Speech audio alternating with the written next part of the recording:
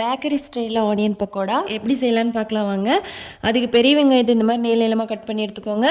இஞ்சியை தட்டி போட்டுக்கலாம், பச்சை மிளகாய் தட்டி போட்டுக்கலாம், அரிசி மாவு 1 ஸ்பூன், கார்ன்ஃப்ளவர் 1/2 ஸ்பூன் போட்டுட்டு, கருவேப்பிலை கட் பண்ணி போட்டுட்டு, கடலை மாவு 1/4 கிலோ போட்டு, மஞ்சள் தூள் போட்டு, காரத்துக்கு தேவையான மிளகாய் தூள் போட்டுட்டு, தேவையான அளவு நம்ம உப்பு போட்டுக்கலாம்.